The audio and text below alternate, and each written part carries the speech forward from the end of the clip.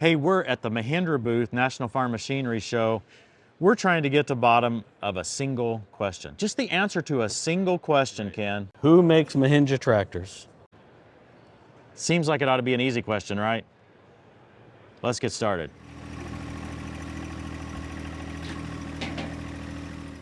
First of all, we got no one willing to talk to us on camera. That's correct. So we started looking at nameplates and found 3 different ones here in this booth. Yeah, okay, so this is a 1635 shuttle shift machine. Who makes this tractor? Mitsubishi. Mitsubishi makes this tractor. And there are several tractors. We were able to get a couple of regional folks to be kind enough to kind of point to a tractor and say where it come from. Off camera, they weren't willing to get on camera with us. Now, let me say a little bit about the origination of this question from my standpoint. We did an episode, Avoid These Brands was the title, and it got a lot of interest a long time ago. And I don't even think we mentioned TYM or Mahindra specifically in these brands, or Mitsubishi. But it was assumed. And I don't remember whether it was a comment or whatever, but there was a little debate, I believe, in the comments section about who makes Mahindra tractors. And I had what I believed was a Mahindra representative. He represented himself as a Mahindra representative. You never really know. Asking what's going on here, because he said Mahindra made his own tractor. So that's why we're here. Right.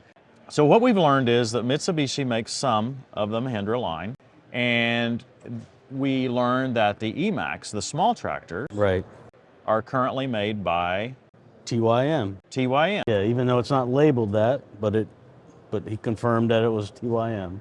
And then what we saw was 2 or 3 models. I'm looking off camera here. One model looks like one we showed several years ago, right? I mean, it's kind of a primitive tractor, rock solid. Bare bones, gear drive. Steel. Yeah, all steel, all cast iron, yeah. Basic, not a lot of electronics or anything. It comes from India, and it is Mahindra made. And they've got a newer design with a similar concept that they just introduced last year. So Mahindra has a couple tractors there. Now, there's one more tractor they've got that's more advanced. Okay, and I believe it started, I think they said 2017. Yes, 2017 it was released, yeah. Yeah, and it's in the 75 horse range, I believe. Exactly, yes. What we were led to believe, not directly told, we're led to believe that Mahindra is intending to manufacture more of their tractors in the future. Right, instead of going to third-party suppliers, they're going to start doing all the, development and product supply themselves rather than buy from TYM or Mitsubishi, yeah. That's going to be a big change up. I mean, the rumor is that could happen in the next year. Nobody would commit to that, nobody would say it on camera, but that was the rumor. It was implied that it would happen within the next year. So the question is, what do you do if you're considering a Mahindra tractor right now, 2023? What would you do, Ken? I would wait the year out and see what they offer. Yeah, I mean, Mahindra's a solid company for sure, but I'm not sure that I would want a third-party manufactured tractor that could get phased out, yeah. Back to the Avoid These Brands videos, that's one of the things that we kept mentioning, was that we don't think a rebranded tractor is a good place to go. Right. Not necessarily because it's not a quality machine, but that future support could be a problem if it's not being supported anymore. Yeah. For instance, this tractor made by Mitsubishi is probably a fantastic tractor. These Mitsubishi engines have proven to be rock solid. Right. But Mahindra may have made some changes to it. How are we going to be able to find parts for this? Maybe not next year, maybe not the year after, but this tractor should last 30, 40 years. What are we going to do in that time? The small TYM rebranded tractor, TYM, again, makes a solid tractor. But if Mahindra made some customization or changes to it, how are we? TYM may have the parts, or they may not. Yeah, it's going to be a challenge. Sometimes the original manufacturer gets disgruntled with the rebrander when they stop rebranding their tractor. Right. And actually even refuse to provide parts. Yeah, and I'm thinking of a big green tractor called a Montana that that sort of happened with, and what Rural King used to sell. Yeah. Rural King and And another one was Cub Cadet had a Yanmar tractor. yes, good point. The yellow and black one, yes. And there was some friction there, at least for a while, where it was very difficult to get parts for those Cub Cadets. Right. And Yanmar's a great machine, obviously, but enough of it was different that parts wouldn't cross over. If I really wanted a Mahindra brand tractor, I would strongly consider looking at the tractors that Mahindra makes themselves. Absolutely. This new cab tractor that we see over here, I say new because I haven't seen it, even though it's been around for a few years. But and the more basic models, I might consider those. If I was going to stick with Mahindra, I think those would be the brands to choose. Definitely. So it's going to be an interesting year in the whole market because of consolidation. Everybody's buying up. All the big players are buying up the smaller ones. I think we're going to see less rebranding in the future. That's my opinion. Just like what we were led to believe, that Mahindra's going to stop, buying machines from another supplier. They're going to build their own. I think we're going to see that in the industry. I think we're going to have less manufacturers, less big names, like Branson. That's pretty much gone right now. We're seeing what we believe is consolidation happening. Maybe 4 or 5, 6, 7 years ago at this show, there were 12 to 13 independent manufacturers here. Right. Maybe a little bit of overlap in their who made the actual tractors, but I think that's the theme this year. Yeah, I think it's going to be consolidated down to maybe 6 players. Ken, this little Emax, even though it has the joystick and SCV and everything up here on the loader, it's the most comfortable version of that I've ever been able to use. Yeah, the handle's in a good spot. You don't have to put your arm up and extend it out. Yeah. And also, it's adjustable. These 2 holes are slotted. Oh, so it'll pivot. It'll pivot on that bolt. So it looks like with the range, it'll go up to about maybe there. So yeah. So this Emax, this particular one is the 20. I think there's a 20 and there's a larger model as well. It's made by, we're told, TYM.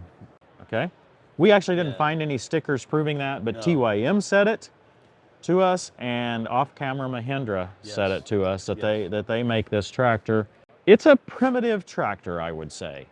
The seat has no suspension whatsoever. There's no tilt wheel. Joystick up here. This is something you can see as a lower cost entry tractors always have the joystick on the loader. The loader itself. It saves them some hydraulic lines and hookups and all. This one's got a treadle pedal. Right. We need to go check out the TYM to see if it has a treadle. I thought they were using twin touch. I thought TYM did also, so that could be a feature that's unique. Mahindra specified for these models from. An example of what we're talking about with the parts that would be different and might be hard to get going forward. Let's go check out some of the other tractors in the Mahindra line to see if we can figure out who makes them. 2600 series. This is a 2638. They're saying this is about the last of the 2600 series. They've phased a lot of them out over time. Twin touch pedals. This is a little bit of a hybrid. This machine is made by TYM, with the exception of the engine. Right. It's a Mahindra engine, Mahindra Common Rail Diesel CRD. Yep. That uses a special kind of emissions that doesn't do a regen or need a diesel particulate filter, DPF. I may be oversimplifying here a little bit, but they call it a dock system. Yeah. And at risk of oversimplifying, the regular DPF engines, they run hot during a regen. Very hot, yes. The dock systems run hotter all the time. Maybe not as hot as the others during a regen, but they run hotter all the time. Yeah. And there was some question several years ago whether this approach was going to work, but the interesting thing is Mahindra's used it the entire time since Tier 4. For Tier 4, and that's 2013 or 2014? Yeah, it kind of phased in somehow there, and so it's been here a long time. Definitely proven itself, yeah. I really like the idea. I believe Deere in their 5 series, the 5E and 5M, are moving toward some sort of a dock system that doesn't have regen. In fact, they introduced it this last year. Yeah. So it'll be interesting to see if that technology finds its way into the smaller machines by the major manufacturers. So this machine, like I say, is a hybrid of sorts. With a TYM frame, TYM everything except for the engine. Right. So while the parts issue may not be difficult on the engine, since it's a Mahindra engine, again, we may have issues in the future if Mahindra follows through on their plan to make all of their own tractors. In-house, yeah. It's got some creature comforts unlike the other ones. Tilt wheel. Higher end tractor is. Yeah, tilt wheel, split brakes. Shift ranges on the right. Oh, the 3-point hitch is a little hard to reach. This one actually has a suspension seat that's adjustable mechanically, but it's adjustable. Yeah, it looks pretty nice actually. Joysticks on the fender. Yep. PTO is on the right, or on the left rather. It's just a simple on-off. It's not a clutch, or easy on, easy start, I guess. Joystick's a little bit out there to reach. Of course, Is it? No armrest. Oh yeah, it does have armrest, Yeah. but it's yeah, a little bit wide. Yeah. Cup holder, phone holder. That's interesting. It's got an actual spot for a phone, which is very interesting. That's a neat idea. Nowadays, you almost Yeah, very nice. power, ROPS, anti-rattle, screws. Ken's like a kid. He's got to try every. You got to try everything. Yeah. Got horn? Got horn. Yes. It does have a horn. But they've done a wise They've done thing away and with it. disabled Yeah, it. no horn. Darn it. Now Ken is on the traditional Mahindra tractor that, well, it's been sold in the U.S. for 20 years, they said. Years ago, I got to drive one of those tractors, and we operated that. It's very basic, right, Ken? What do you got? Yeah, very basic. It's got the traditional clutch, high-low transmission, 4 gears in each range, it looks like. Traditional floor shifter like you would see in an old farm tractor. Looks like a cast iron transmission tunnel I'm sitting on. A few creature comforts like a suspension seat, but otherwise it's pretty it's pretty bare bones. There's not much to this machine. This one is the same thing, only different, I would say. I mean, it's the same concept. It's a gear drive transmission. They have moved the shifters away from the center here, give you a flatter floor here, easier to get in and out of. We've got a tilt wheel, some advantages there. It's still got 4x3 transmission. I don't understand the big PTO lever here. It's kind of a little bit crazy, but that's what we're dealing with here. This one's just an update. Maybe a major update. We can't tell how much, but it is still the same concept. A rock solid, cast heavy gear drive tractor with just the basics. A lot of people love this type of machine. Yeah, there's a market for it, for the simplicity, for guys that don't have dealer support or want to work on their own machines. There's very little to go wrong, and when it does, it's very accessible, very easy to fix. I would be highly confident in being able to obtain parts for that tractor or this tractor, especially that one that's been available for 20 years and is still fully available in India. I'm confident that parts will be available for these two machines. And it uses the Mahindra engine again, the CRD engine. Come on, Ken, you got to play with all the toys. Hey, I had to see what this button does. I can do that. If only the horn would work. Guys, I hope you've enjoyed this, a little bit of a tour of the Mahindra booth here and some discussion of just the history. See, you got to be careful. It's not just the overall brand. You've got to look into the specific machines when you're thinking about a Mahindra tractor, as whether this is going to be something that's going to have good long-term support, whether it may be something that's gone in a couple of years. Yeah, you have to be a little bit careful, but with the right research, this can work out well. Ken, thanks very much for helping with this. Hope you guys have enjoyed it. Thanks for watching, everybody. We'll see you next time on Tractor Time with Tim. Have I not written 30 sayings for you? Sayings of counsel and knowledge, teaching you to be honest and to speak the truth so that you may bring back truthful reports to those who you serve. Ken, you gonna take one home?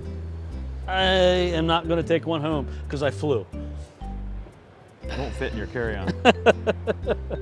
5145 and you're, okay. You got a horn now?